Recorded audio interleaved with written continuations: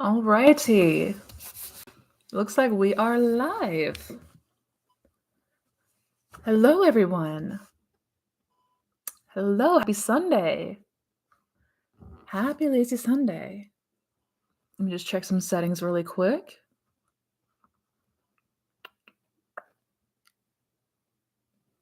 Looking good. Looking good. Excellent.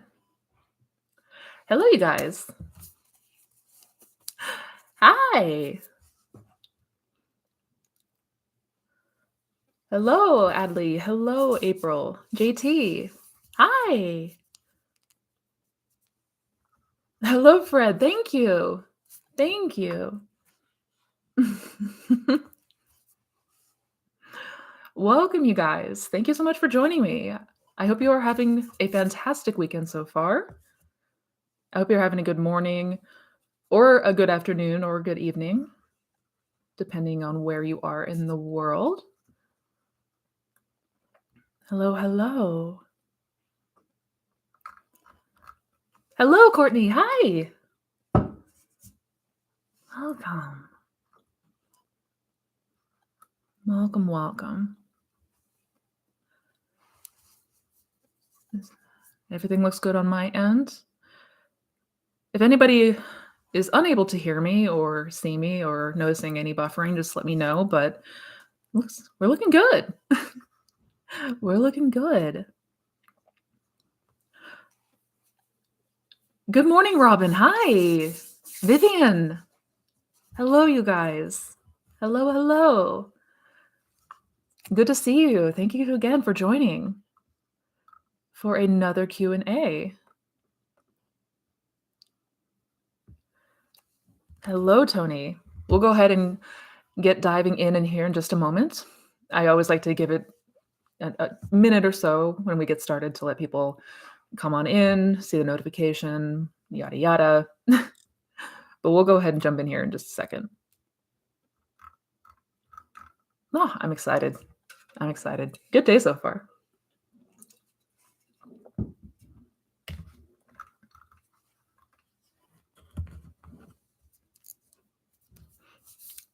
Hello, Mindy. Hello, Dees. Manny. Hi. Oh, yay. This is going to be good. This is going to be good.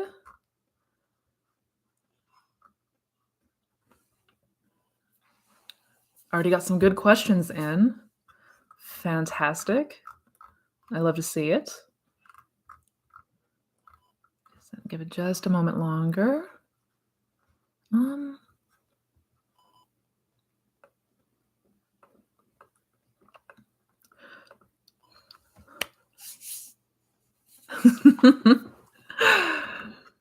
Oh, yay. Oh, yay. All right. You know what? Let's go ahead and get started. Let me just check something real quick and make sure. All right, we're good. We're good. Let's go ahead and jump on in because we've already got some good questions rolling in. And yeah, why wait? Again, welcome, you guys. Thank you for being here. Thank you for joining me today. I hope your weekend is absolutely lovely so far. Here, as always, every Sunday, I like to jump on and do a live stream, answer some of the questions that you guys have about the law, about manifestation, things like that. Just a quick note before we get started, I am still going to go live and answer some of the questions that were left from Easter Sunday when I was having some technical glitches on my end and was not able to go live that day. I am still going to go and answer some of the questions that were left there. I have not forgotten. It has been a wildly busy week. But with that said, also want to make sure that you guys check out the description box down below. Still have the waitlist going for one-on-one coaching, but some spots should be opening up here soon. So if you are interested, all that information, I've also got my courses and workshops and all that good stuff. So everything's down in the description if you want to check it out. And with that said, let's go ahead and jump on in. Hi, Missy. How do you detach yourself from the 3D? I go into meditation as I am, but I struggle a little with this. Thanks in advance. And that's a good question. And those who watch this channel know I talk quite a bit about detachment. It is an important part of this journey. It's an important part of this process. But that said, detachment isn't something that we can do very well by force. Um, I mean, none of this none of this journey is through like conscious force, like trying to force yourself to detach is going to feel incredibly difficult to do. Detachment happens naturally as we become more familiar in a new state of consciousness. We're going to naturally find ourselves with different thoughts, different reactions, different feelings in the day to day. Like it's a natural change, right? Like there's no conscious willpower that goes into it. And how we go about doing that is, really just continuing to go back and get familiar with that new state of consciousness. We all have a dominant state that we hang out in, right? We tend to have, our core beliefs and assumptions, how we feel and perceive other people in our lives or life in general. We have our core dominant state. That we hang out in. And our thoughts, our reactions, our interactions with other people, all of those are going to be stemming from mainly from that dominant state. But as you begin to move somewhere in imagination, as you begin to, imagine and meditate on and really feel yourself into this new state of being, this new state of consciousness, you're going to naturally start to detach like that. What was once your dominant state, that old unwanted state, is gonna start to feel more and more separate from you. Like, you're not going to resonate with that anymore, right? So it's continuing to go back in imagination and really, like, putting yourself to the best of your ability in the shoes of the person that you want to be. Like, what would it be like? What would it feel like? What would a day in the life look like? The I am meditation is a fantastic meditation. It is a great way of helping to, you know, reach a sort of blank slate, that unconditioned consciousness that is I am. But it might take a little bit of practice. It's not something that we're super familiar with. So I would absolutely, if you're enjoying the I am meditation, absolutely keep doing that. But then, in your day to day, when you can, as often as you can, just make sure to give yourself some time to live in the end and continue to go back there. And doing that will help you to naturally detach from that old state. Yeah.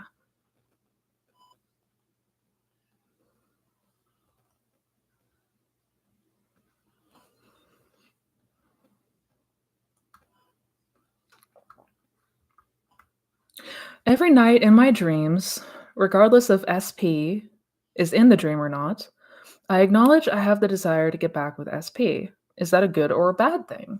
Or does it mean anything? That's a pretty good question. Acknowledging that you have the desire, so in your dreams, you acknowledge that you have a desire to get back with your person. It's not a bad thing. It's not a bad thing. Dreams are just feedback. It's Neville would say that our dreams are the word of God, but another way to put it is it's feedback into what we are mulling subconsciously, like where we are in consciousness mainly. Um, so it's just a way, just like the 3D, it's a way to sort of gain some feedback as to where you've been dwelling unconsciously, right? So if you're noticing in your dreams that there's a desire there, it just means it means just that there's a desire to reconcile with your SB, which in and of itself is not a bad thing, right? It sort of just allows you to get clarity as to where you are. I would continue to, in imagination, go back and into that state of the wish fulfilled, through whatever means or exercises that work best for you. If that's visualizing, if that's affirmations, if that's I remember when, however is most natural for you, just keep doing that. Yeah. Yeah. I mean, we don't want to get too concerned or wrapped up in our dreams. It's just feedback.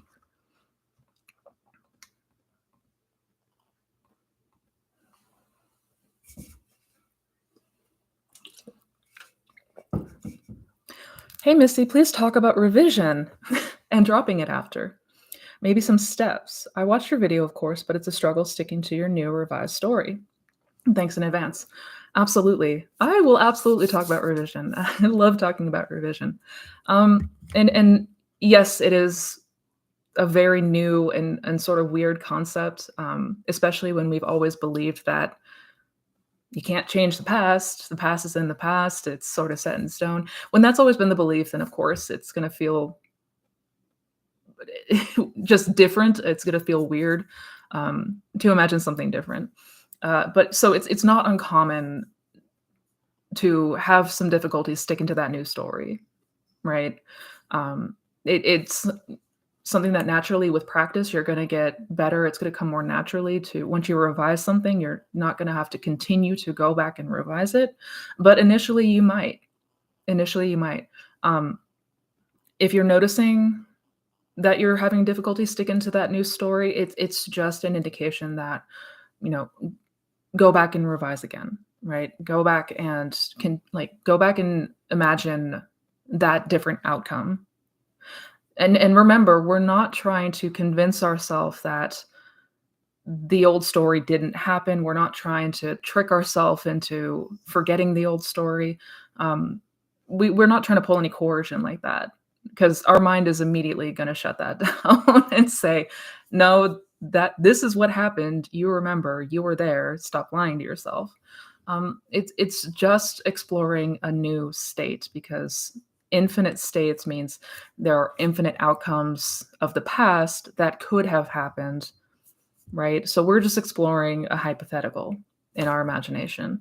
And we just continue to do so until you start to notice naturally that when you think about that story, that old memory, it will be the new memory that comes up first, right? That's sort of your indication that it's starting to stick because the new memory will be the one that comes up versus the old one prior. So it is just a continue to go back there. Don't beat yourself up about it. Don't feel like you're doing anything wrong. This is normal. This is normal. Yeah. It does and will absolutely get more natural and easier with practice.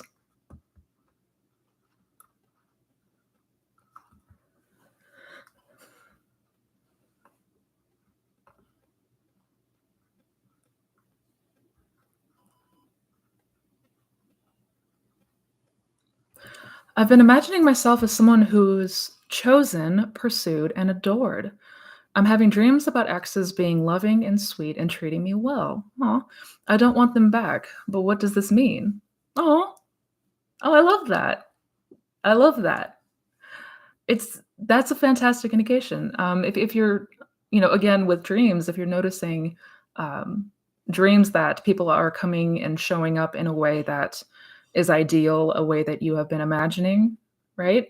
That's a fantastic sign, for lack of better words. That's really you're becoming more familiar with that new state. You're becoming, you're identifying more now with somebody who is adored and who is chosen. So it's not uncommon to have dreams or 3D interactions with exes and people that we may not want them back per se, but it's really it's the birds before land phenomena, really.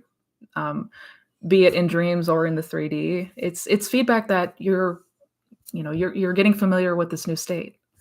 Yeah, and that's awesome. That's so awesome to hear.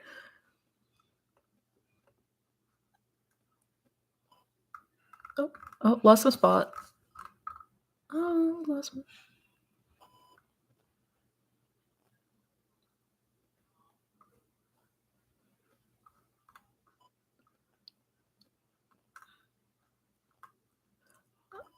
Was there? Oh, I feel like I lost another part of this.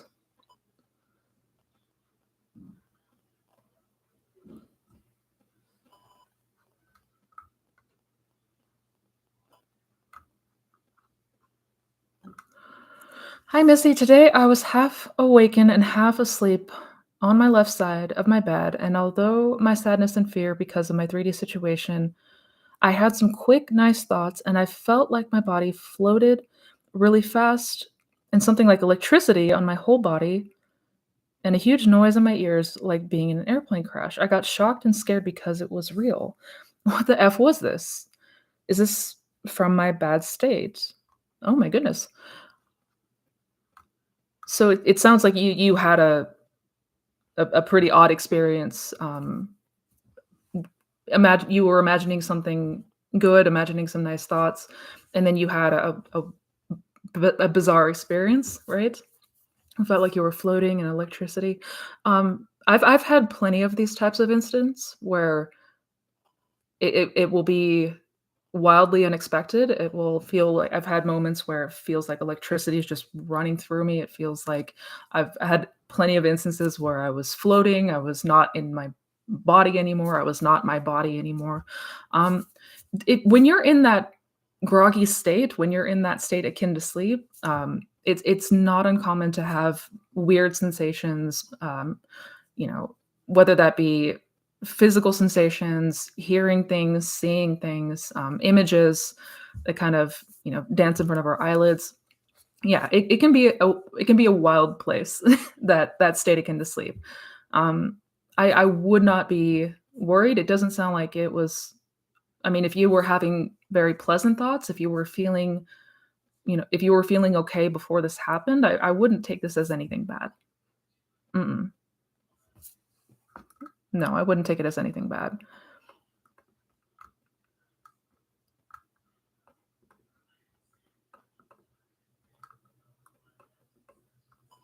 Uh,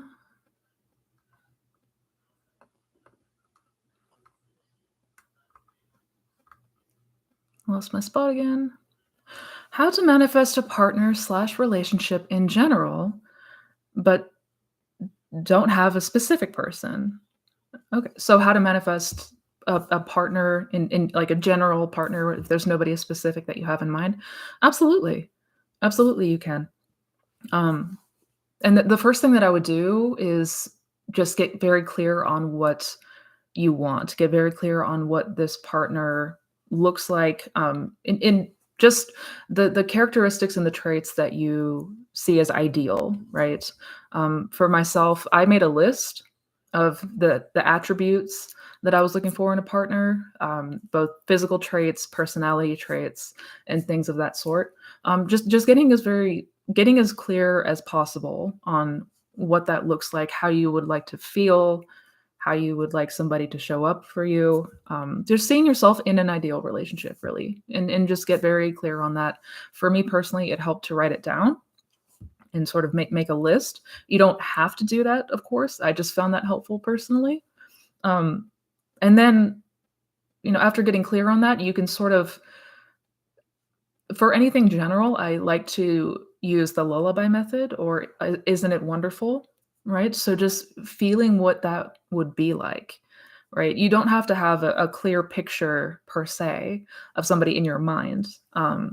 You don't have to like you don't have to see the person's face. Obviously, if you haven't met this person yet, you're not going to know what they look like. But you can tap into the feeling of it, right? You can feel what it would be like in that perfect relationship. You can probably hear other people congratulating you and telling you how happy they are for you that you've met such a wonderful person. So, things like that. I would just be practicing and imagining different scenarios like that. Yeah. And it's so fun to do. It feels so good to do. Hello, Apollo. Hi.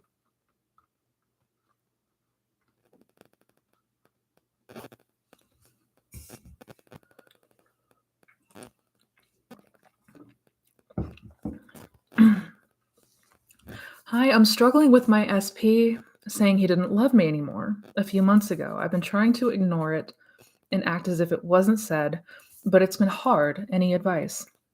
Oh, no, I'm so sorry to hear that. I know. I mean, hearing things like that, experiencing things like that, I mean, naturally is going to be painful. And the first thing that I would do personally is that. I would revise any circumstance or any conversation, any interaction that was not ideal.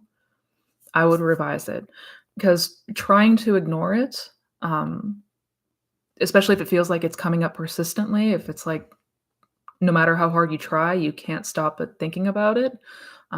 Trying to ignore it is basically suppressing it, which is not going to help us in any way here. So I would revise it. I would imagine instead a different thing was said, a different outcome, anything that would have been ideal to have experienced instead. And you're just imagining that state. You're just visiting that hypothetical reality because it already exists, right? It already exists.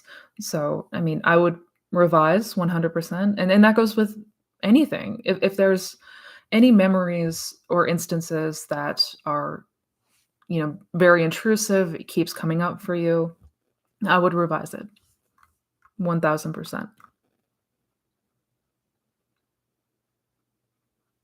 Happy Sunday on a Sunday afternoon.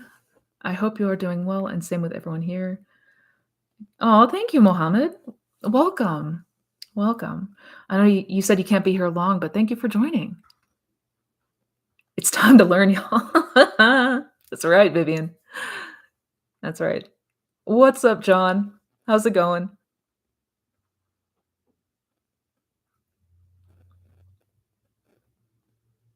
Can we do revision several times with the same memory? I have seen a lot of success stories with revision. Mhm. If I revised a memory when my SP left and changed that he never left, how can I affirm?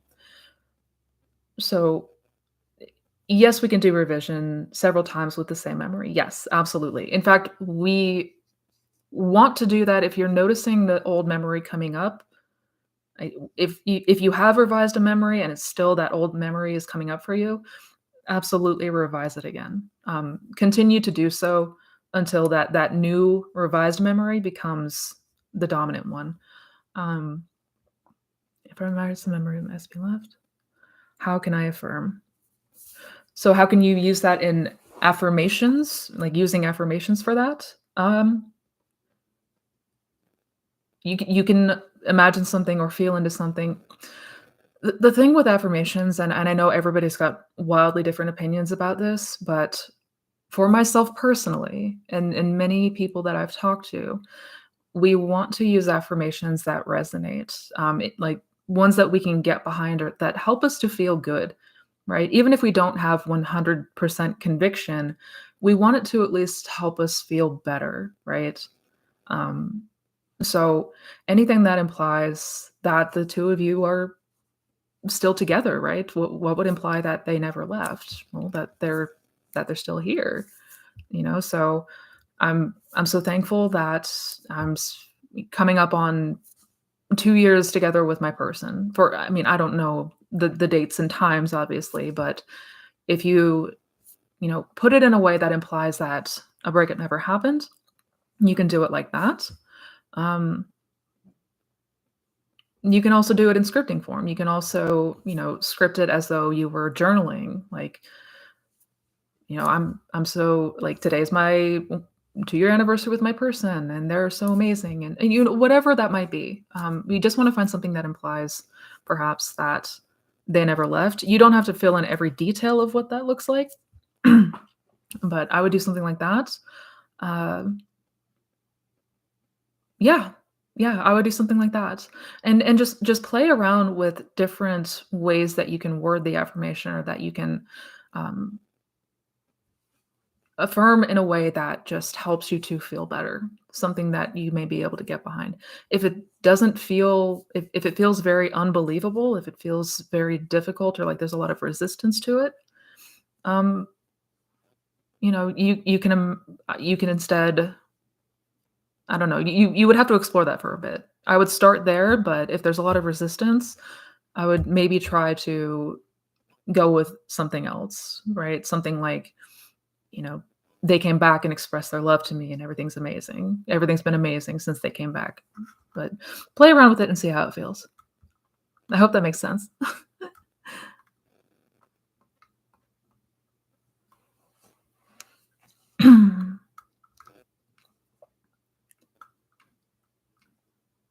Hello, Chi-chan. Hi.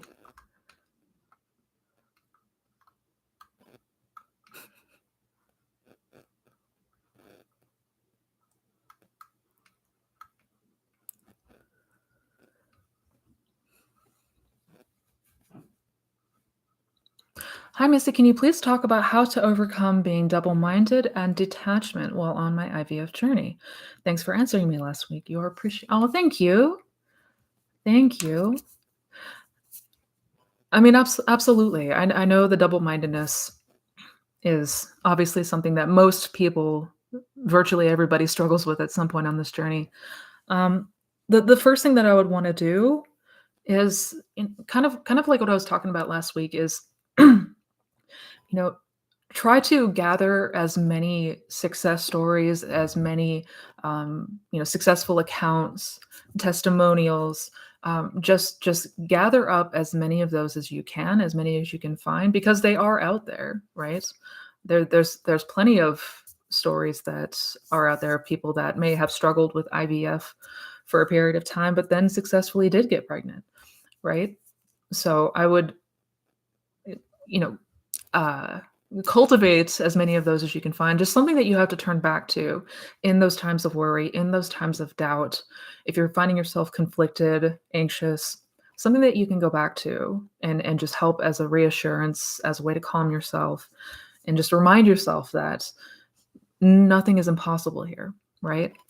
And same thing goes for manifestation success stories, right? Maybe not about IVF specifically, but just success with the law and how people have overcome what seemed like impossible odds.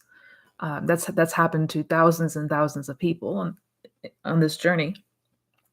So I would do that. I would cultivate that. And like I mentioned earlier about detachment, it's not something that we can kind of force ourselves to do. Detachment from that old state comes naturally once we begin to resonate more with that new state, right? So the more that we begin to get familiar with that new state of consciousness, you're going to naturally detach from the old one. Yeah. So I would 100,000% do that and have it, uh, maybe have it so that you can pull it up quickly.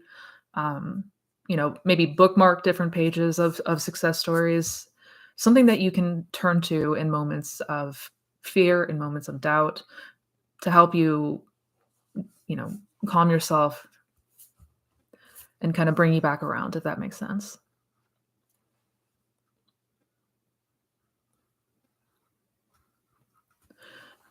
Excuse me. Ah, happy Sunday, Missy Renee. Happy Sunday. I'm currently revising a nasty fight between my SP a week ago. How should we feel after the visualization? I still feel bad, but I don't really remember the fight anymore. Oh, oh. I'm, I'm I'm not laughing at you, by the way. I've had similar instances from what you described, or I still felt kind of crappy, even though I couldn't really remember what I was feeling crappy about. It was weird. So I know what you're describing. Um, and that can and does happen sometimes. It's a good indication that you're not remembering the fight anymore. But I would continue to. I mean, I'm not sure exactly how you revised it or what that scene was, but perhaps you can imagine that you know whatever happened that day, it was just making it as lovely as possible so that it does maybe feel a bit better. I mean, you might already be doing that. I'm not sure, but yeah, it's not uncommon to still have a lingering bit of you know, frustration or feeling mad at them or anything like that. I would keep going until that feeling is not there anymore. Like I would personally. It's good that you don't remember the fight, but we do want to also rid ourselves of any feeling that was associated with that fight, if that makes sense. So y- typically we should feel better, we should feel neutral, we should feel relief. Um, After we've successfully revised that new memory, yeah, it should feel like that. So, Keep going.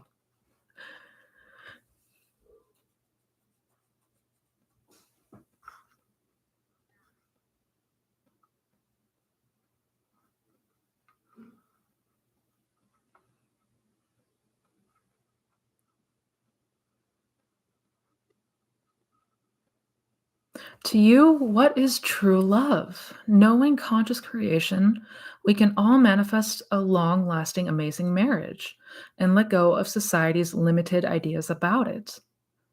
I love that. I love that. Absolutely, Northwest Wind.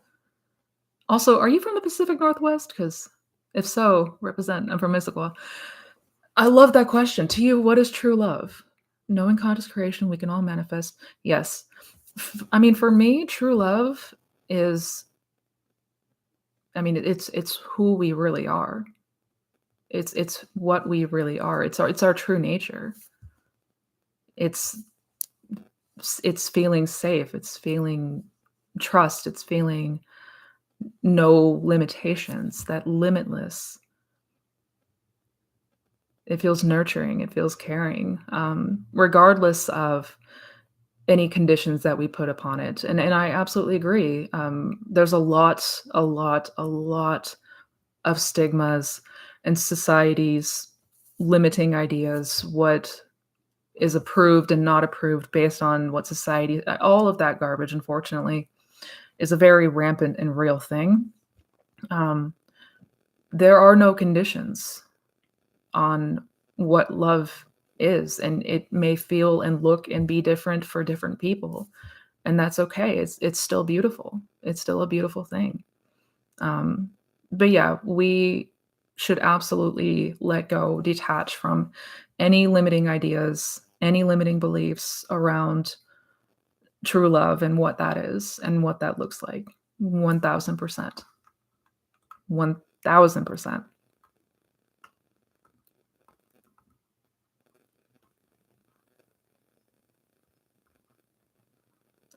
Thank you, Bluebird. Thank you.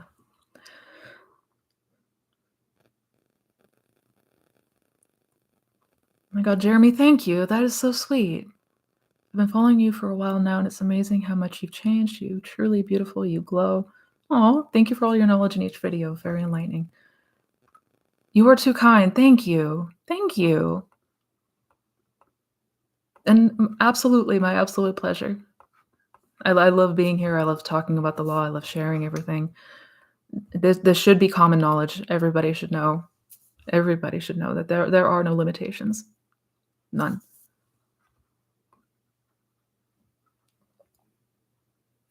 I am addicted to Neville's lectures. Me too. But there are so many. Is there one where he talks about the I am meditation? Yes. Yes. Um, he talks about the I am meditation in Your Faith is Your Fortune, in his book, Your Faith is Your Fortune. I always forget what chapter number it is, but it's a chapter called Fishing. So I would absolutely check that out. And you can order the book on Amazon. You can even find it online for free in PDF form, if that's easier. And you can read about it there. But yeah, he also talks about it in Awakened Imagination and The Search, but I don't recall what chapter he talks about it. But he does talk about it in that book. But Your Faith is Your Fortune, in the chapter titled Fishing, he goes into it more there. So I would definitely check that out.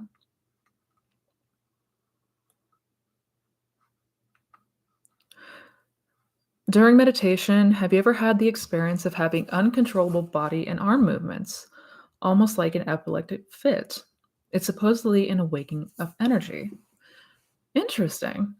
I have not heard that before, but I mean, I wouldn't dismiss it either. I have had experiences like that. Absolutely. Absolutely. Where you kind of have little spasms that seemingly can't control. Yeah. Yeah, I have. Not so much anymore. Not I mean, rarely ever anymore, but I certainly had it more often when I was getting introduced and getting used to meditation. So, yeah. Not uncommon.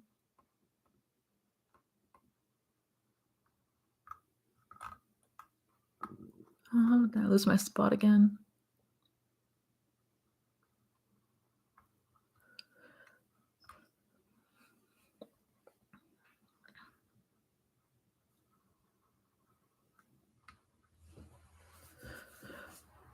Hey, Miss Renee, I tried the ladder test but haven't climbed a ladder.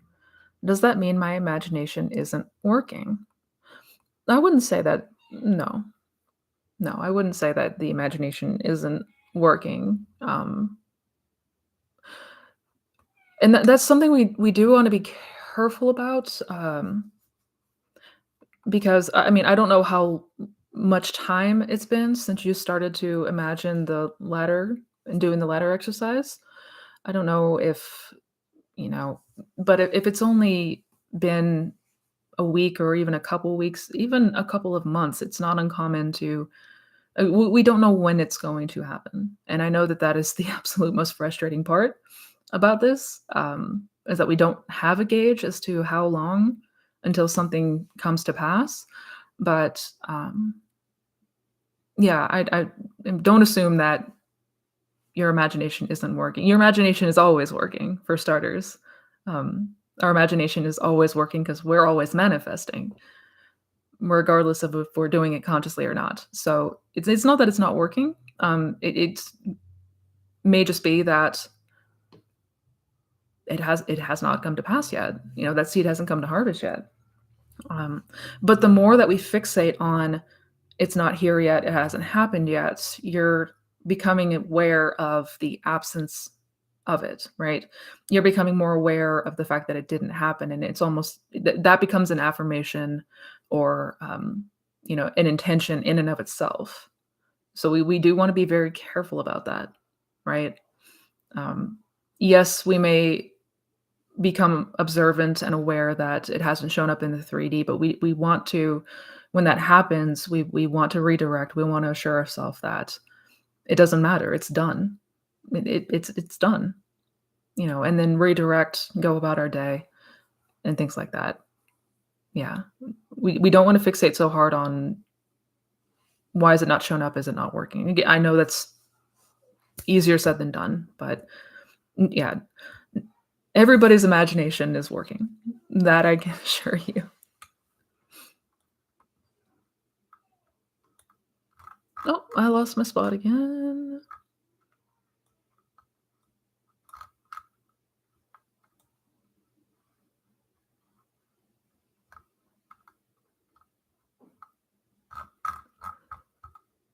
Um,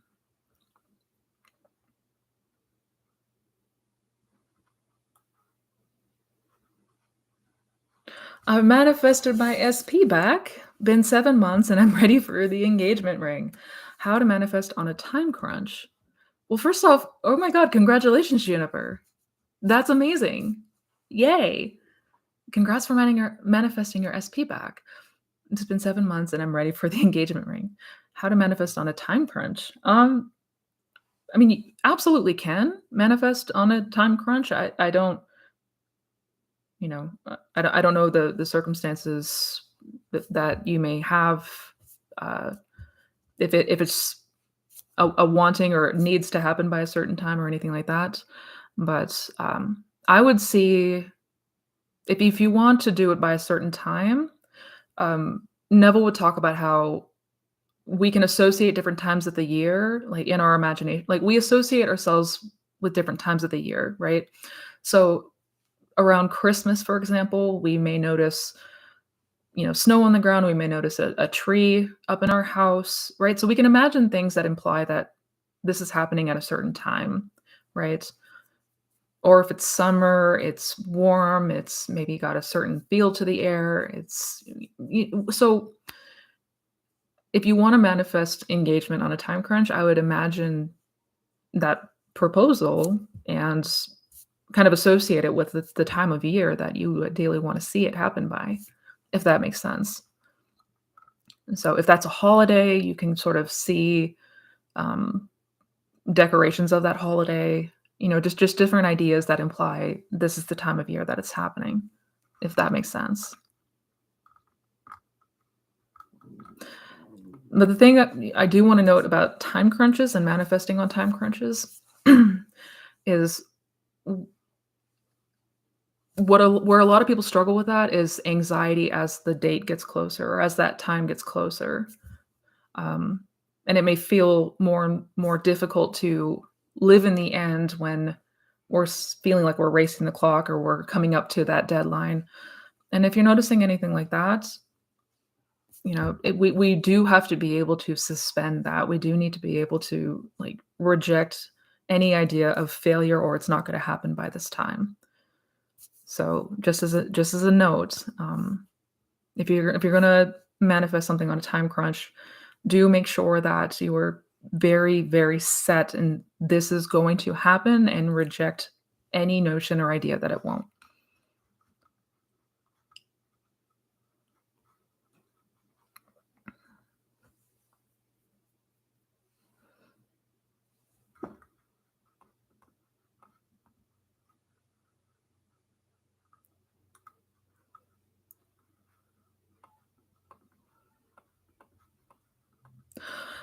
I'm really I'm currently manifesting a few big desires. I realized I have a lot of resistance and can't believe it. I recognize also during the day all the opposing thoughts, not to mention the opposite 3D. Yeah. Um unfortunately that's not uncommon.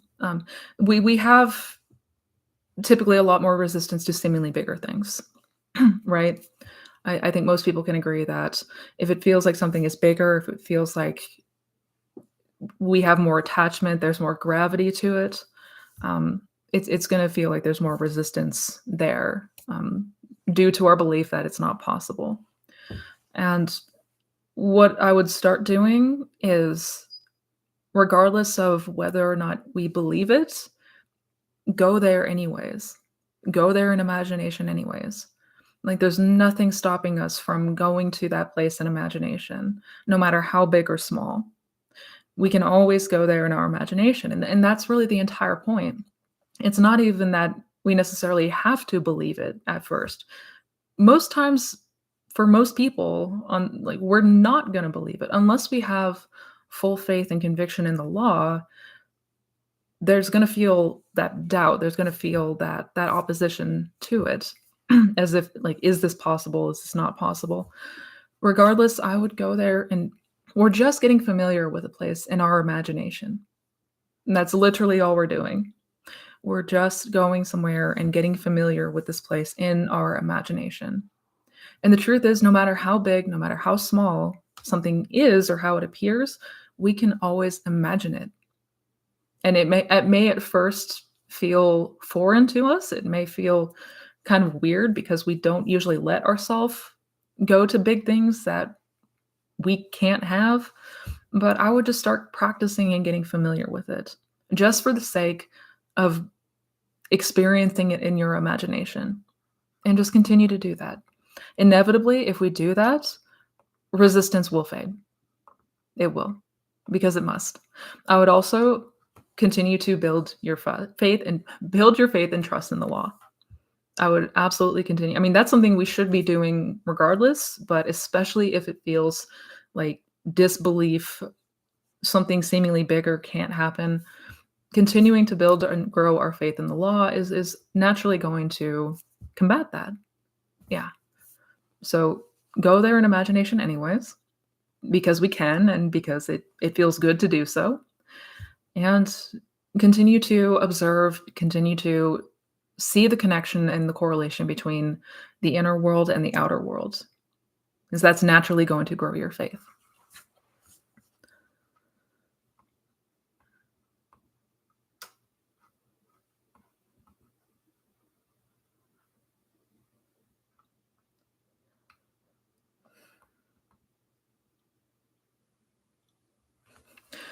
Hi, Missy. I want my partner to stop drinking altogether.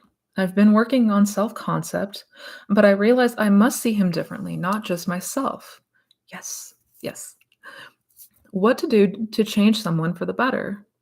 That is so good. That's such a good question. And it's such an important question, because self-concept also includes how we see others. It's also the stories that we have with other people, both specific people and people in general, and that's definitely a part that tends to get overlooked. Um, we tend to think self-concept is about our own beliefs, our own feelings about ourselves, but it's very much also the people and what you believe about them, what we believe they believe about us, and all of that. So yeah, we do want to start seeing others in a different light.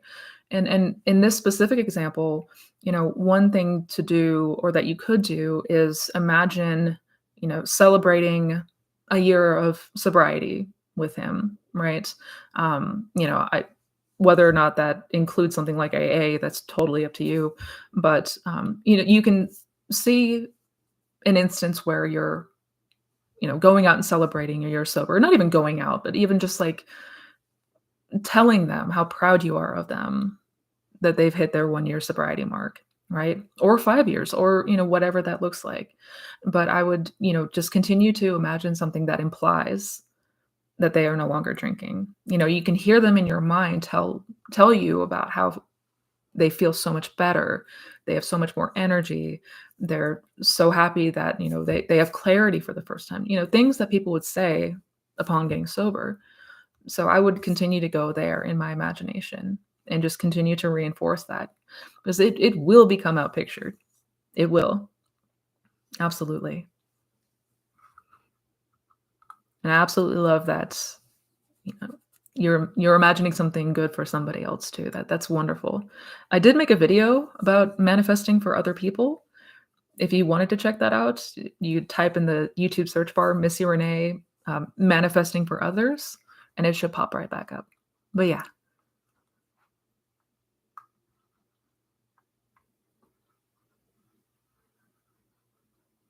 it's amazing when we realize that we are more than this world and more than the 3D. I'm still a little shocked by the power of our imagination.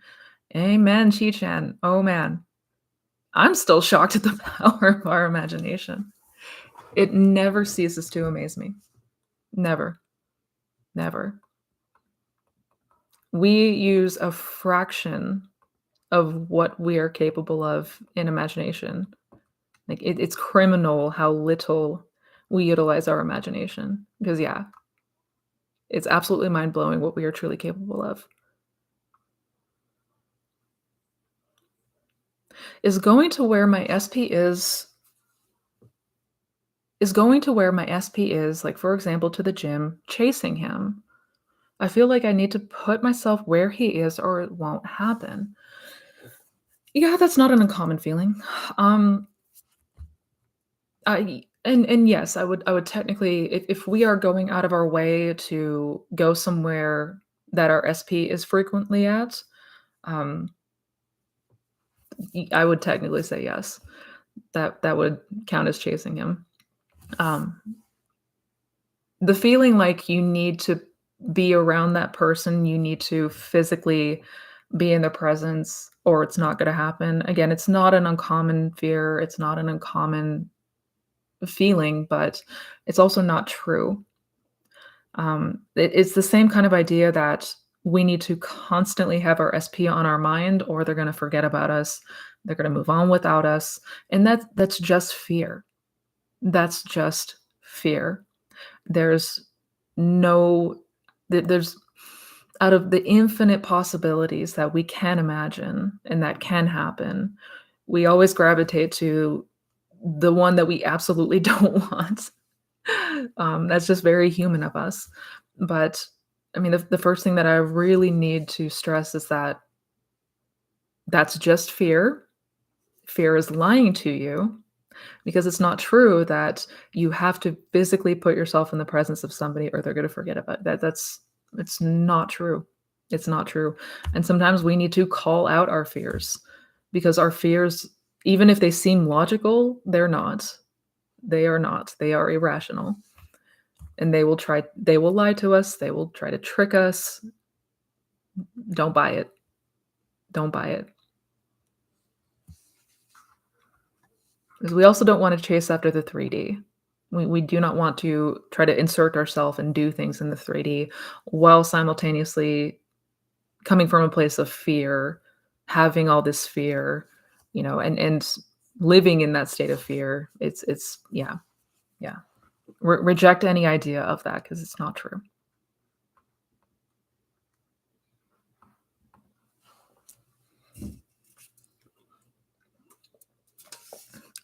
What is up, Frank? Hi. Welcome.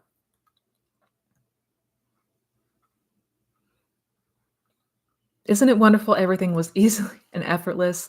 The money is there, and my mother is accepting of the help being offered. Yes, it is wonderful. It is wonderful.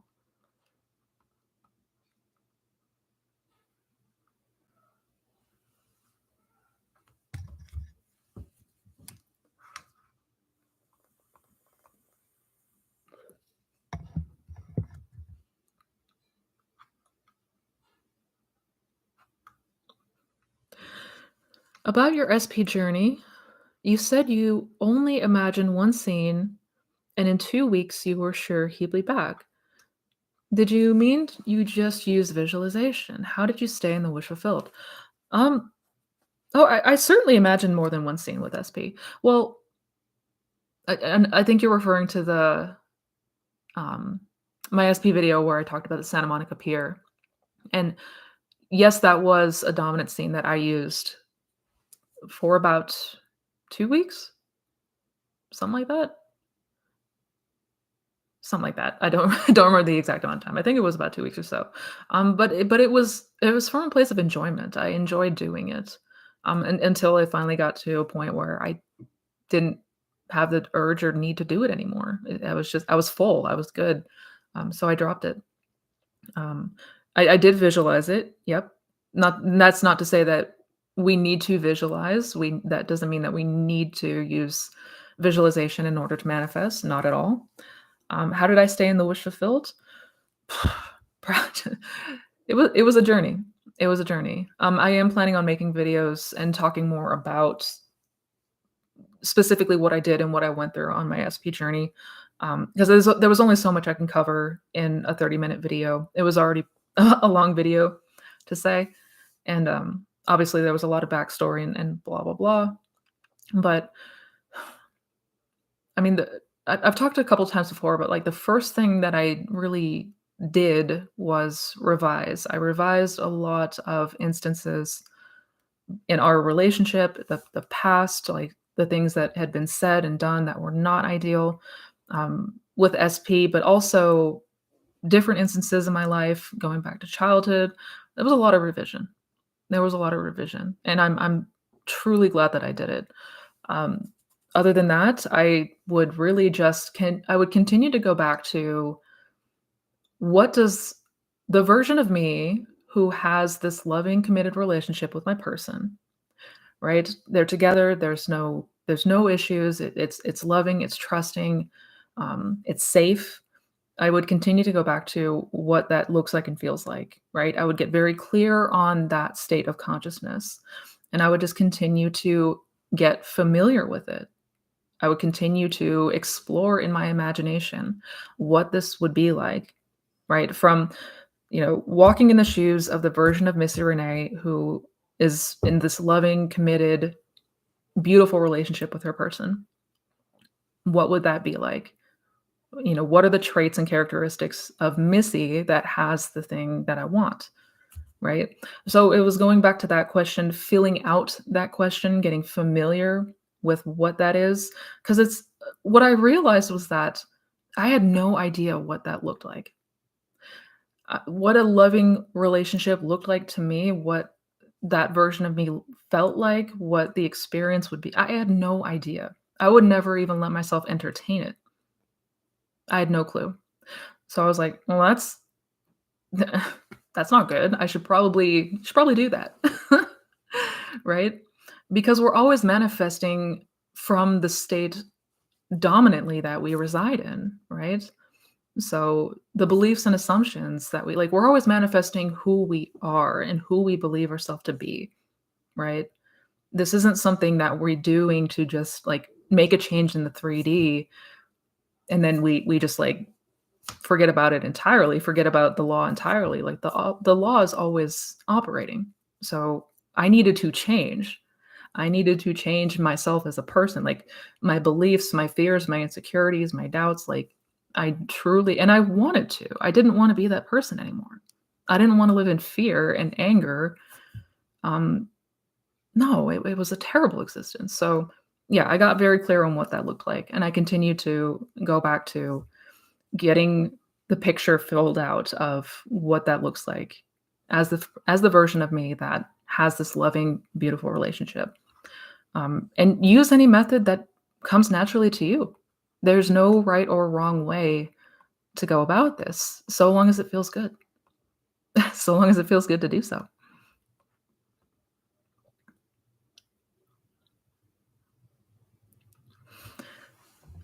Missy, thank you for all your advice. You're welcome. You're amazing. Oh, I have one question. Is it normal to shift between wanting your SP and at the same time not caring whether we'll be back together or not? Yes. Yes, that is normal.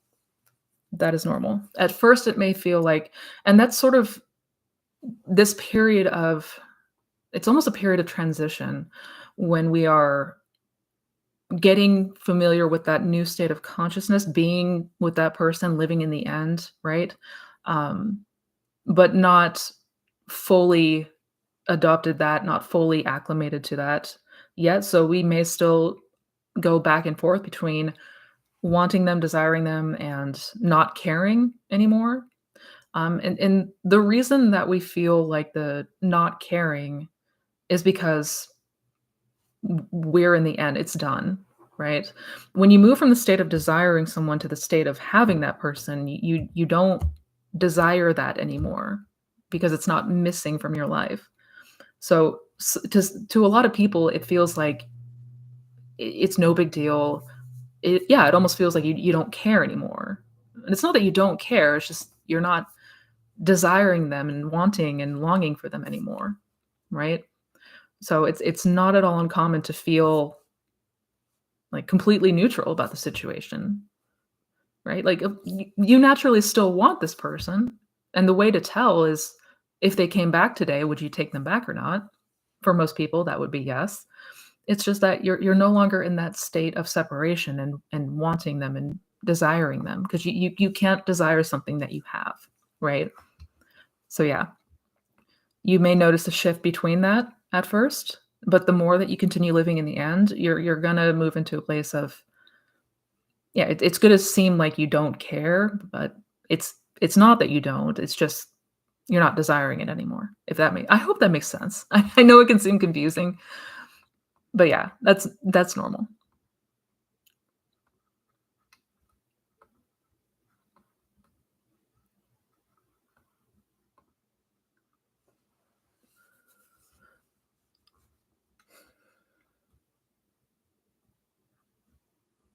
Hi, Missy. Can you talk more about dealing with anxiety while on the bridge of events? I have no problem living in the end as I'm seeing movement, but I struggle with staying calm as my vision unfolds. Absolutely. Dealing with anxiety while on the bridge of events. So there's no issues living in the end so long as you're seeing movement, but if things are not moving, if you're not seeing movement, that's when the anxiousness kicks in, I take it. Um, yeah, and that's common. That does happen. That does happen. I think the key with that is, I mean, once you just become observant of it, once you become aware that you're having anxious thoughts, you're having intrusive thoughts, perhaps you're feeling anxious, you like physically can feel it in your body. Um, you know, finding methods and ways to help alleviate that first and foremost.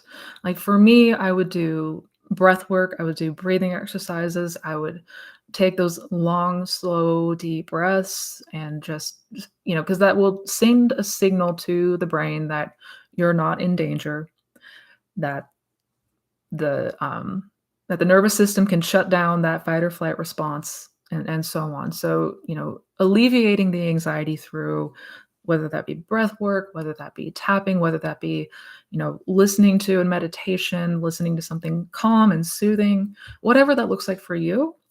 Um, if you're talking how to like physically get rid of the anxiety, because you'll also notice when you do that, the thoughts won't feel so scattered and racing, and everything that comes with that will begin to subside.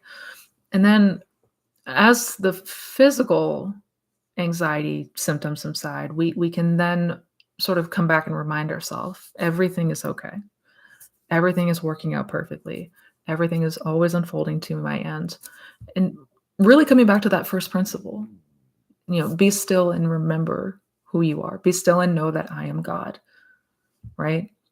And that we always have our finger to the pulse here, no matter what the 3D shows us, no matter what it looks like. Excuse me. We always, always, always have the final say.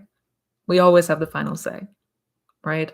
So what naturally happens on this journey is you become less fearful of the 3D. That's naturally going to happen as you continue to build your trust in the law. But it truly is a journey in the meantime.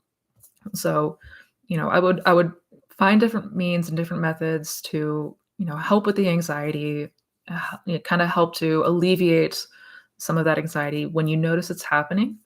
And as you're doing that or after you do that, continue to go back to that first principle and just remembering who you are. And that regardless of the 3D circumstance, regardless of what is showing up on the outside, we have the power to change it. Always.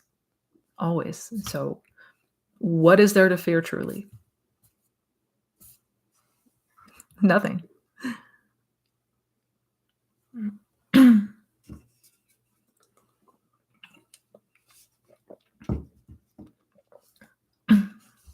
Happy Monday from Manila. Hello. Happy Sunday from California.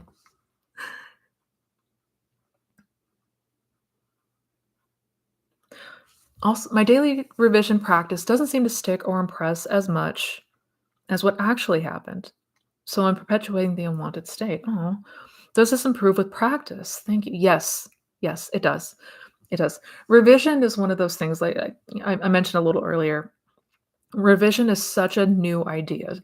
It is such a new concept for those who are finding out about the law. This is not something that we've ever, for most people, the vast majority of people, we've been taught that you can't change the past. You can't, like, that's fixed, that's set in stone. There's nothing you can do about it. So this idea that we can change the past, that we can ultimately, course correct by imagining a different outcome and happen that will alter the future, it's wild. It's absolutely wild. So initially, there may be some resistance to that. There may be some getting used to that, and that's totally normal. I actually avoided resistant or revision when I first read about revision back in 2012. I thought it was complete horseshit. Like, it actually turned me off from continuing to read Neville Goddard, and I put him aside for another handful of years, unfortunately, because I was like, "That is crazy talk. You can't change the past." So, naturally, there's might be some inner confliction there first, right? But, um, it absolutely improves with practice. It does. That I can promise.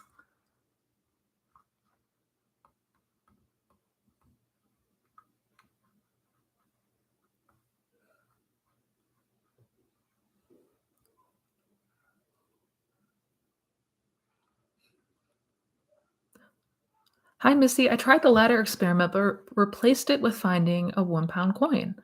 I was just given 3 pound coins. Does the law work in mysterious ways? Do things not always manifest the way you'd imagined? Um, the law does work in mysterious ways in that we don't know what that bridge looks like until hindsight, until it's already unfolded. And in that sense, like what's going to happen to bring about the thing that we're imagining or desire to see happen. Yeah, we do not know that. Um, so in that sense, it does work in mysterious ways. Now that said, that doesn't mean that we need to accept an unwanted outcome or something that was not ideal.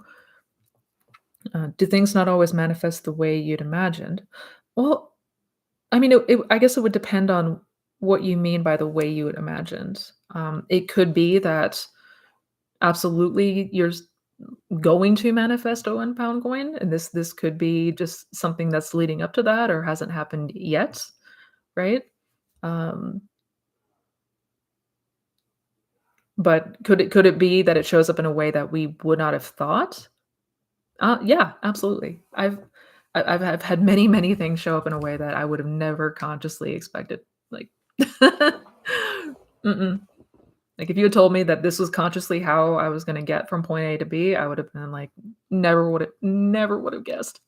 So in that sense, yeah, that does happen a lot too.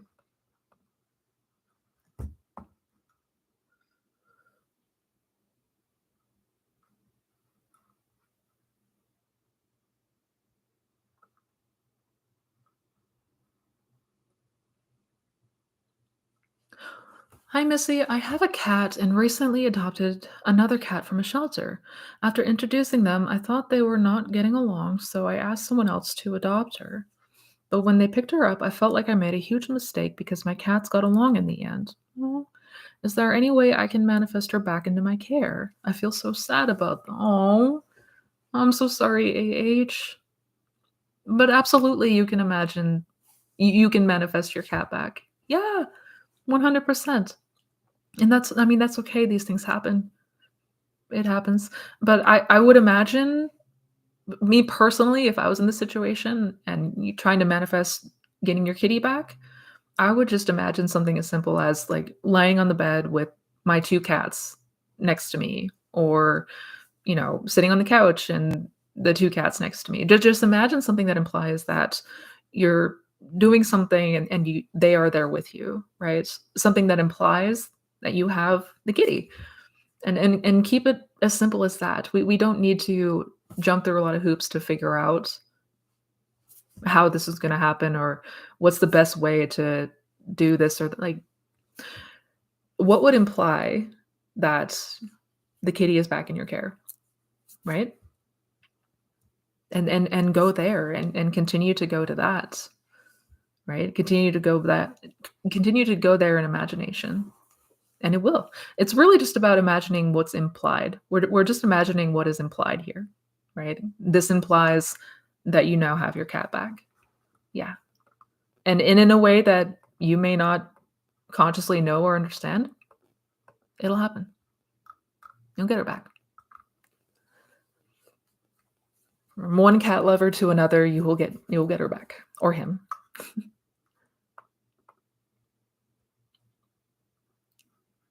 Hey, David, hello. Hello. Thank you for joining.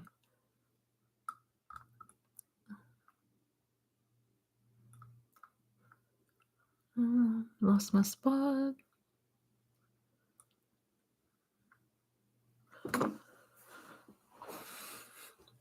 Hey, I believe you missed my question last week. Oops, sorry about that. My bad. How to deal with changes in emotions due to period and hormonal changes. Thanks again. Absolutely. Yeah, those are never fun. Those are never fun. And there's a couple different way that you can, um, imagine those going away, right? And then that's what I would do. That's actually one thing that I did do, um, because I used to have all sorts of emotions and PMS and all that stuff too. So what I did personally was I imagined telling my doctor that I was feeling so much better. I imagined talking to my friend about how I felt so much more stable and calm, and that is what happened. Yeah, I didn't give too much energy around that one. It was just a couple of scenes that would imply that I was feeling better, that I was feeling more calm and dealing with all of that. Yeah. Yeah, it just anything that would imply that this is no longer an ailment to you. This is so imagining a conversation with your doctor or your friend. saying about how you're feeling so much more level, you're feeling so much less emotional, you're noticing a huge change. Hear other people tell you that they notice the change, that they notice that, it seems like you're, doing so much better now, right? It's really just about what's being implied, right? So I would just continue to see that or hear it, just hearing it in your mind as a inner conversation, right? I would do something like that. Yeah, I would absolutely do something like that. That would be my 2 cents.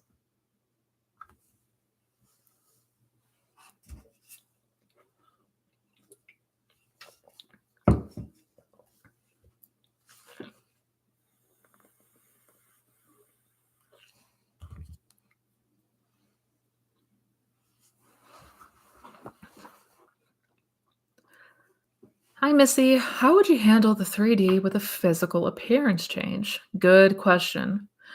Because I know that that one's challenging. I know that a lot of people seem to have challenges because when the 3D is in our face all the time, like with something on our physical body or with our physical body, I know that that can be perceivingly more challenging. Um, the what helped me best when it came to the 3D physical changes or seeing myself a certain way, and I wanted to change, is just remembering that regardless of what the 3D looks like in this moment, it's whatever we continue to imagine that's ultimately going to be outpictured, right? So even if I look in a mirror and saw something there that I don't like or is not ideal, I just reminding yourself of that, remembering that, and then that gives you an opportunity to go back into your imagination and see yourself as you desire to see, whatever that looks like, right? Or to the best of your ability, try to see it. If you can't see the picture, you can always imagine. I'm a huge fan of conversations, like having internal dialogues with other people that imply the desired change, right? That imply that what I wanted came to pass. So hearing somebody, confirm or compliment you on this physical change, whatever that is, I would continue to go to that. And anytime you do see something or catch yourself in the mirror or anything like that, it's just remembering and reminding yourself that though it appears a certain way in the 3D right now, ultimately doesn't matter because what you continue to imagine must become outpictured. It must become expressed. It must. And just continue to go back to that. And then before you know it, it does become automatic. It does become second nature. Like you will just automatically go back to that you had been imagining. Like you skip over having to consciously tell yourself entirely. That will happen.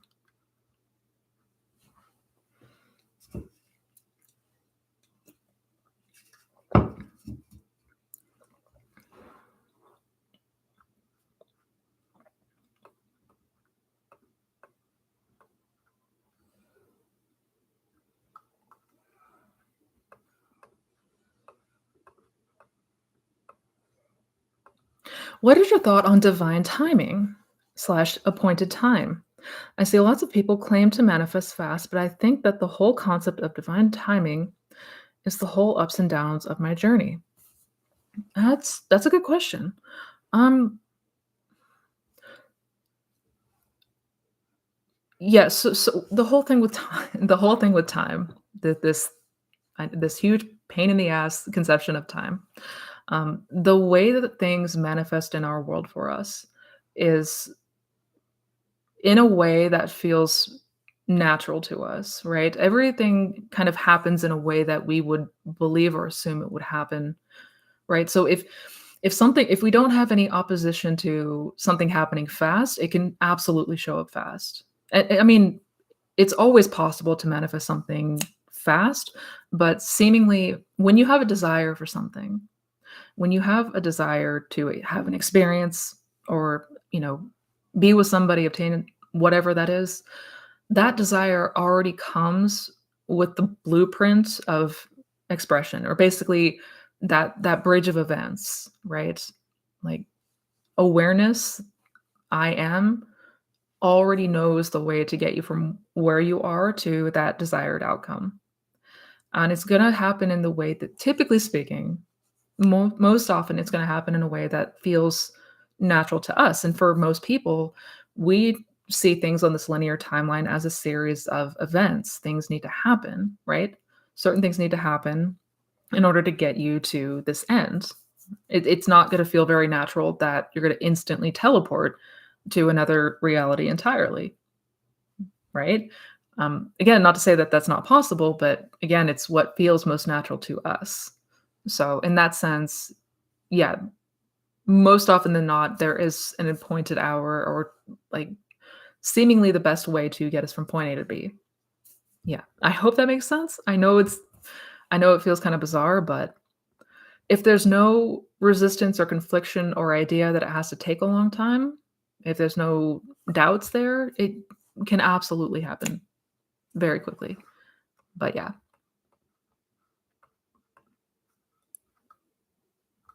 Thank you for the super chat. Thank you, Lisa.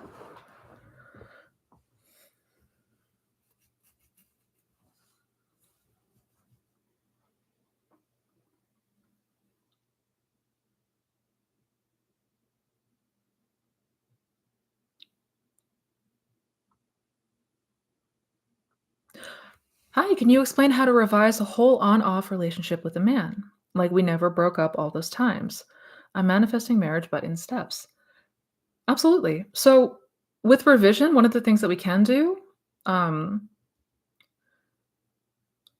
it's not that we have to take or only take specific things that happened and revise those. The other thing that we can do is create a whole new story, right? We can create a whole new, like, what happened in the past. Like, we can write a whole new script. We can write a whole new screenplay for that, so to speak. So, I mean, I would personally do something like that if you're, if it feels challenging or difficult to revise each time that you broke up, um, I would rewrite the story entirely from scratch. I would. I would, and have fun with it. Because again, creation is finished. All states of consciousness, all possible outcomes already exist for the past, present, and future. So that new story is still very much a reality that we can experience, right? So in that sense, I would write a whole new story. I would script a whole new past.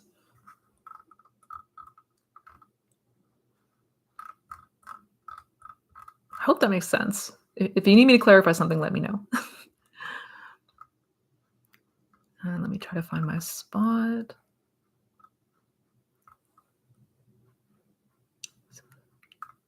Uh,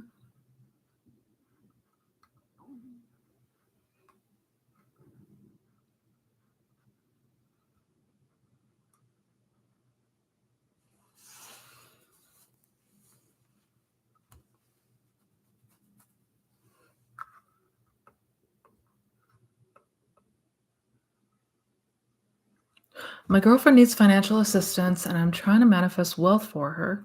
Her stress is making it hard to hold the focus. How best can I reinforce the imagination? I enjoy visualizing and scripting. Good question, Soul Evans. Yeah, and I know I know that it's perceivingly more challenging when we're face to face with this thing in the 3D or the situation in the 3D that is not ideal, right? It can be sometimes even more challenging to try to imagine or ignore that despite it being in our face all the time. 100%. One thing that I would start to practice if you haven't already, or definitely continue to practice if you are, is revision on the spot or revision at day's end. So if if there was a lot of moments where your girlfriend was very stressed, reacted in a way that was not great to see, I would, if not on the spot, then at the very least at the end of the day, I would rewrite the day, and I would continue to rewrite the day. Um, there's a lot of power in revision. There truly is. And anytime something is shown up in a way that's not ideal in the 3D, we do want to try to make it a habit of revising it. We do want to make it a habit to visit another outcome, another state instead in imagination. So that is the best kind of reinforcement I can suggest 100%.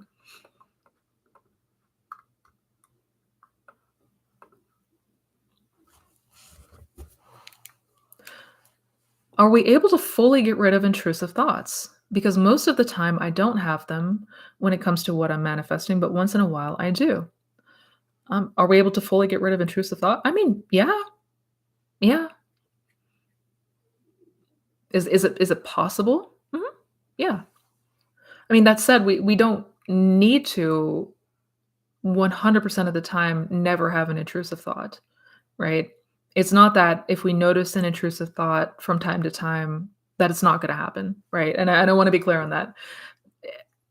We may very well notice intrusive thoughts, but just habit, habit. It's habitual, right?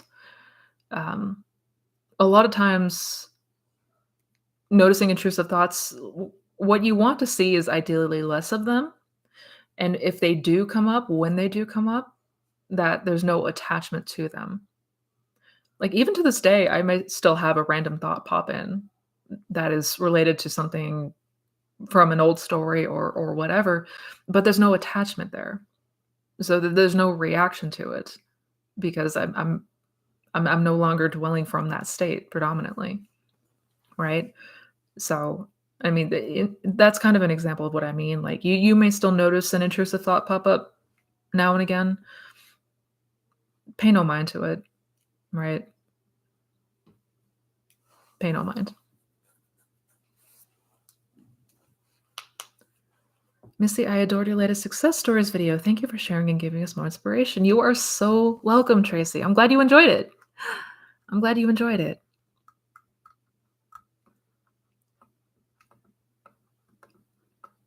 I do need to put out more of those.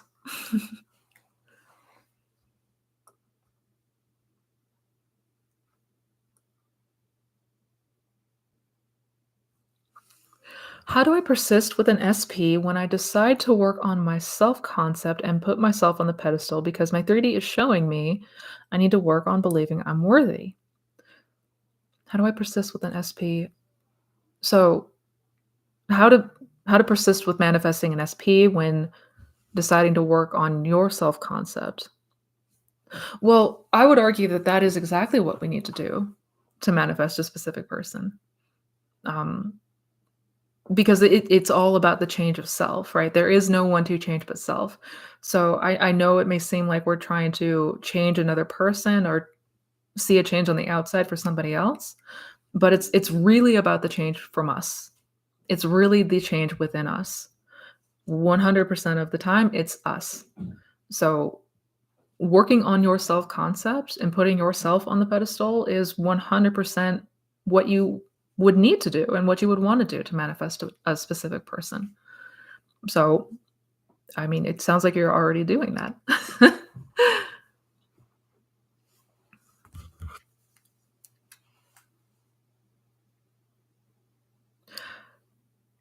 A couple people talked about A Course in Miracles. It's a fantastic, it's worth a read, absolutely. Yeah. Yeah, for those who haven't read A Course in Miracles or are new to A Course in Miracles, absolutely, absolutely, it's a wonderful read.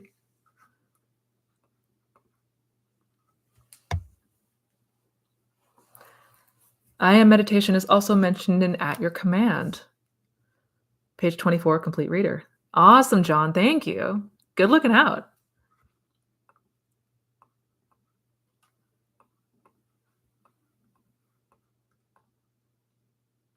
Missy, how important is feeling? A lot of other coaches seem to ignore it, but I've had much better results putting a lot of feeling into my affirmations and visualizations. Yeah, I imagine you would have better results with that because feeling is the secret.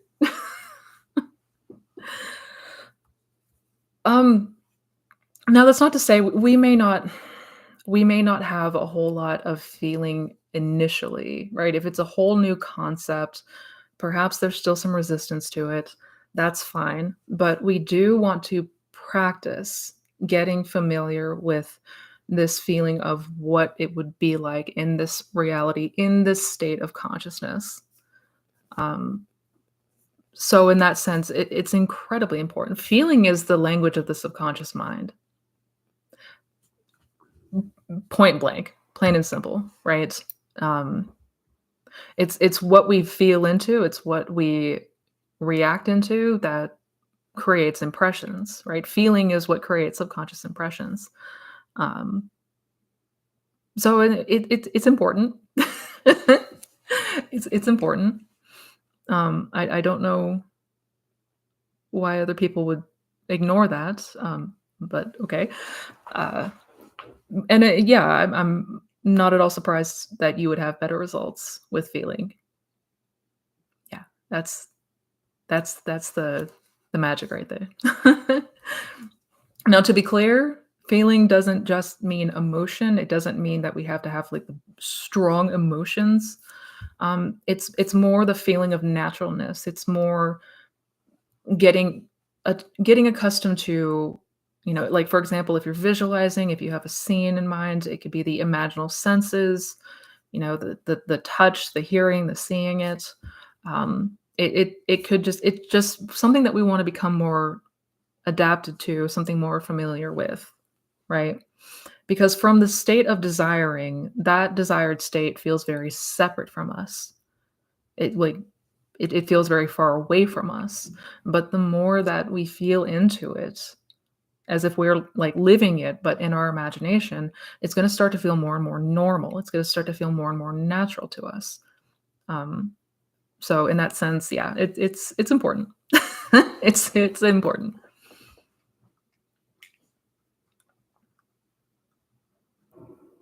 Playing in imagination throughout the day and lullabying at night and waking has been my favorite things to catch the feelings lately. I'm being a kid and so delusional. I love it. Yay. Yes. Be like a child. Be like a child.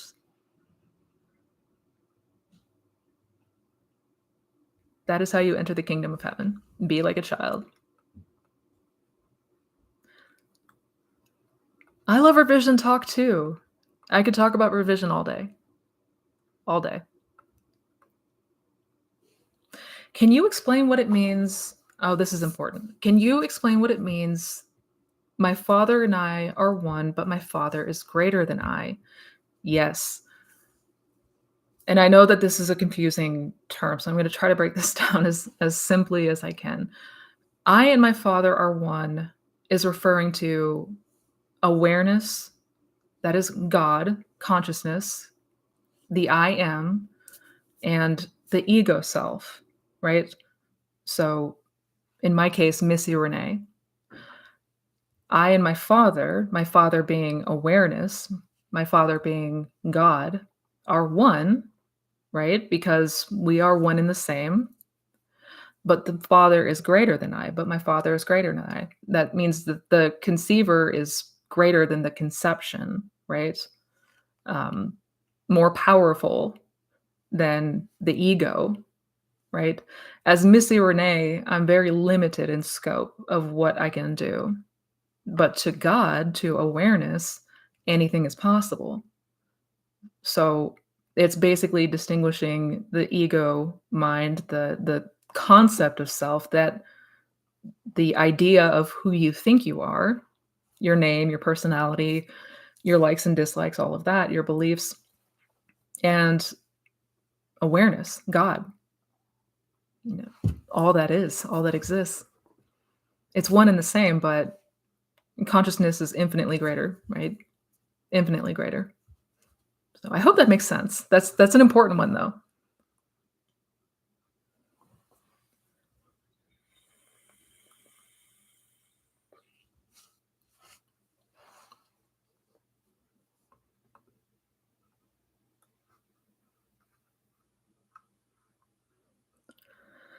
I sent myself an email. I sent myself an email with a 1-year wedding anniversary trip, all inclusive in Costa Rica. Yes. I love that. Sent myself an email with a 1-year wedding anniversary trip, all inclusive in Costa Rica. Hell yes. Hell yes.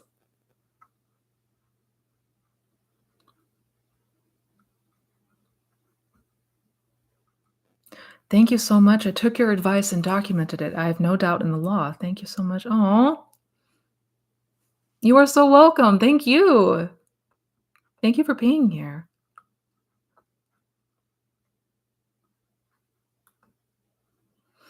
I did deep meditation for 2 months and my financial life blew up. Why?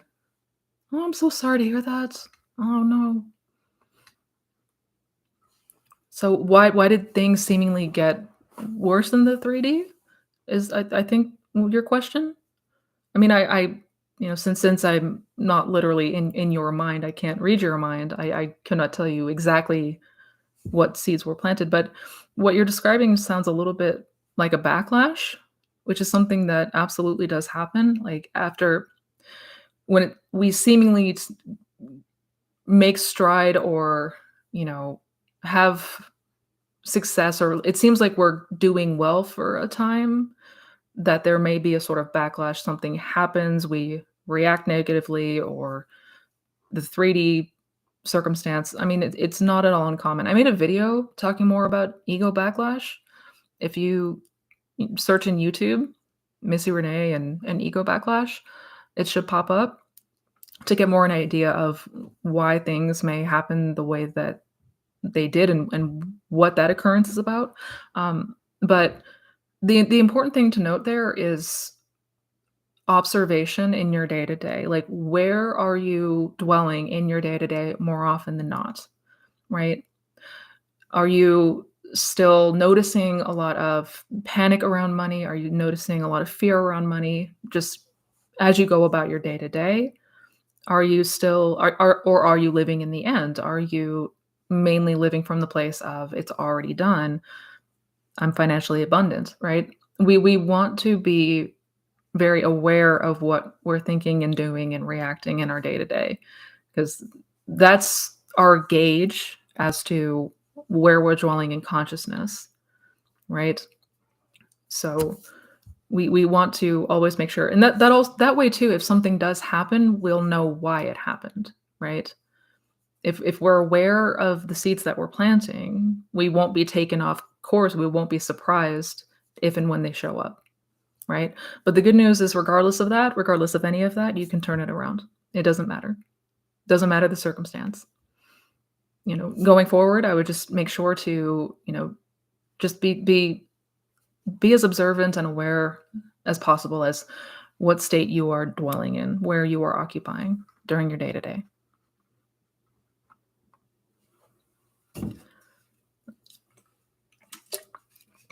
All right. I do unfortunately need to get going soon. I have time for maybe 1 or 2 more questions.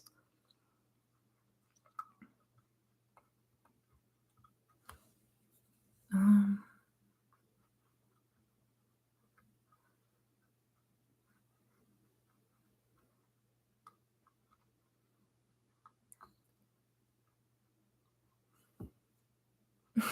you are so welcome.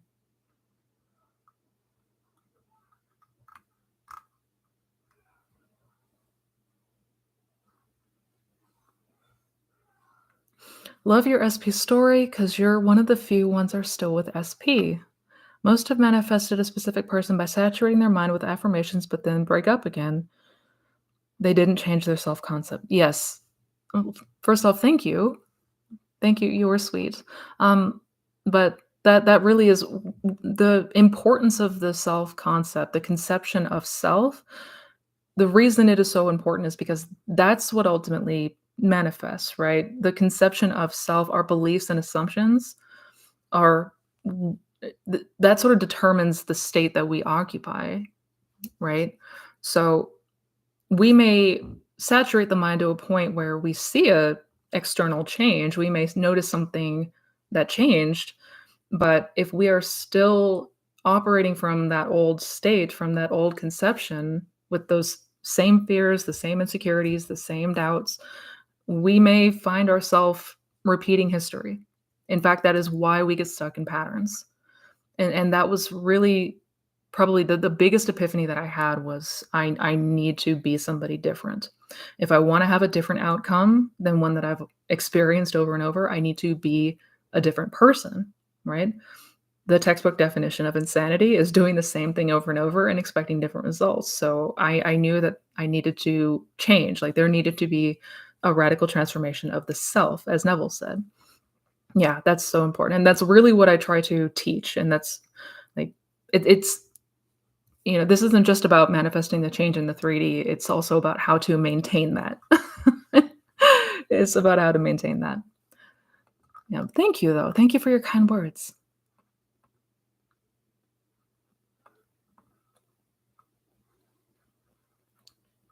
Epiphany time. What was your epiphany, John?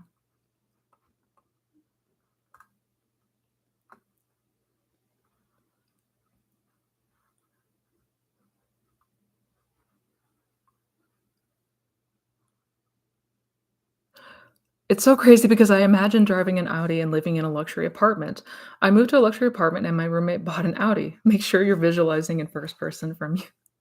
Yeah, yeah. We do want to make sure we're imagining from first person, from our own perspective. Yes. Yeah.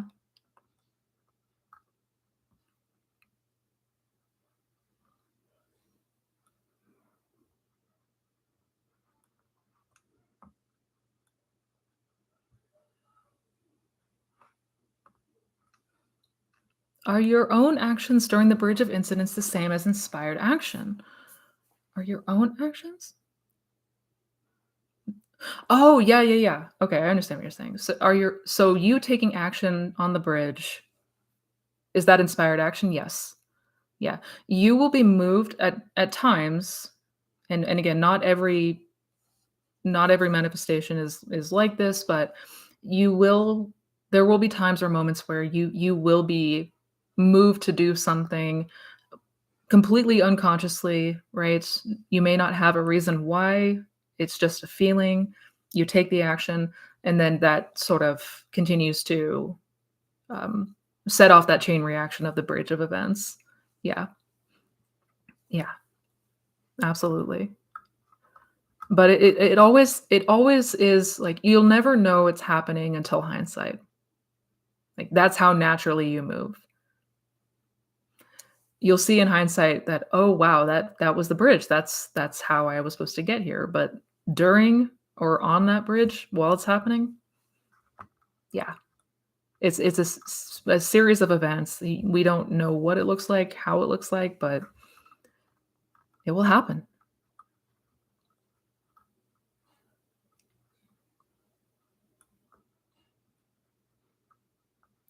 I feel so relaxed and know my desires are there for a reason. I know it will work out. But I wonder how. Text? Phone call? Laugh out loud. How do I calm that part? Yeah, the dreaded how. How is it gonna happen? How on earth could this possibly happen? And that's the ego. Like the ego always needs control over knowing and understanding what the every part of the circumstance looks like, right? The fear of the unknown is the greatest fear of man, right? The ego cannot stand not knowing what something looks like or how something is going to happen. So that's normal. That's our own mind trying to fill in the blanks that are seemingly missing, so we could feel more safe, secure, and in control of the situation. And I guess the best way to calm that part is to continue to go back to that first principle. Um, and again, on this journey, you're gonna notice doing that less and less because you're gonna see how many times that things work out for you and you have no idea how that could have happened. It happens in a way that you could have never consciously conceived of. Like you're just gonna naturally get to a place where you don't worry about it anymore. But in the interim, if you are still, pondering the hows it could happen, always going there trying to figure it out, just catching yourself and reminding yourself. Catching yourself and reminding yourself, "That is not my job. The Father is greater than I. I don't have to know. I don't have to know."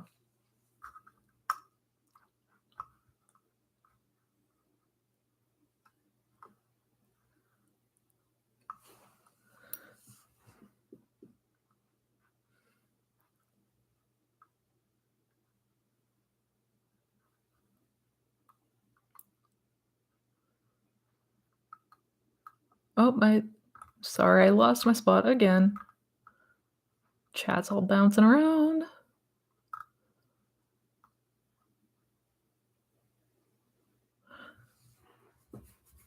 Time is irrelevant because you have what you want right now. Thinking about timing can deter you. Yes, that's so true.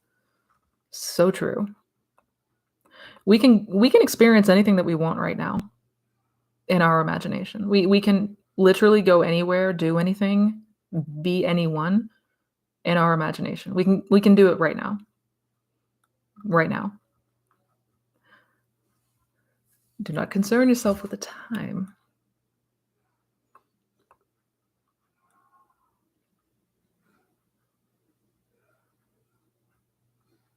You are so welcome.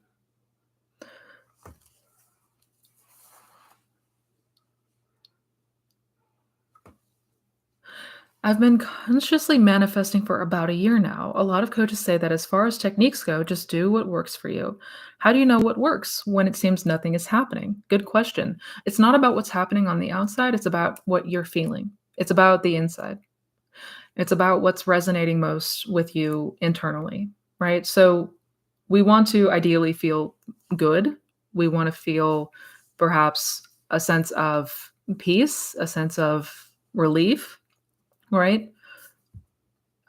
We it may be that we can like through visualizing or an imaginal conversation, we can feel it more naturally, like something that would happen naturally if that desire were to come to pass.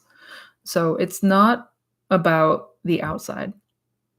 It's not about the outside. And that's one of the first and most important things that we have to get used to. It's not about looking to the outside anymore. The gauge that we have in our day to day, the most accurate and only gauge that we have is how we feel, right? It's our reactions, it's our natural thoughts, it's how it's what conjures up to us in the day to day, right? So if we're noticing a lot of anxiety, if we're noticing a lot of fear, a lot of doubt, well, that is a gauge indication that we do not want to dwell here, right? We do not want to dwell here. So let's try to find a technique or experiment with different things to alleviate that. Some people do better with affirmations, some people do better with visualizing, some people do better with the lullaby method or isn't it wonderful? So it's about playing with these things and noting what feels the best, what feels most natural to you, right? That's how you know what techniques are best for you. Yeah, it's not ever about what's happening in the 3D.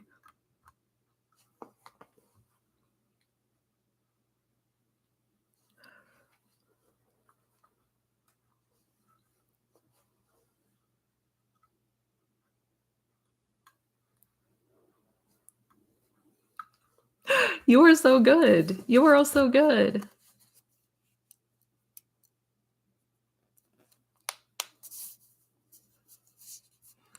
You are so good.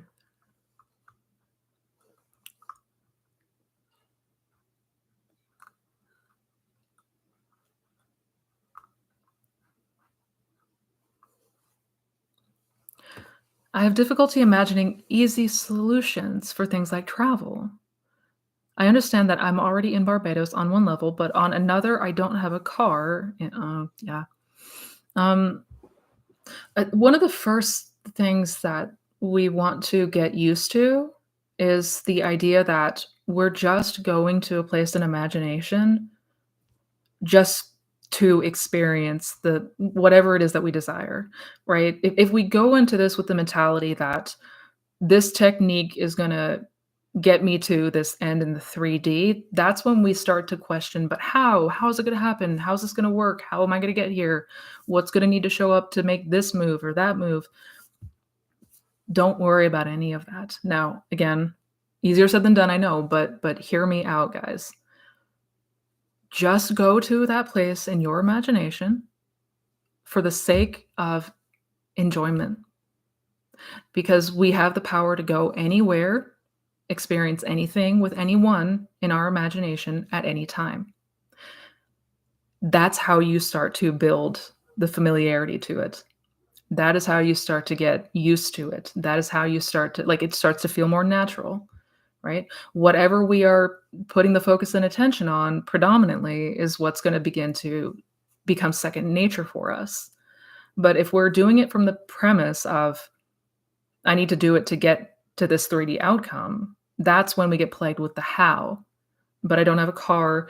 I don't have any money. How am I going to travel? How am I going to do this? How am I going to just go to Barbados? Just go there in your mind. Go there in your mind and enjoy how it feels. Enjoy what that feels like.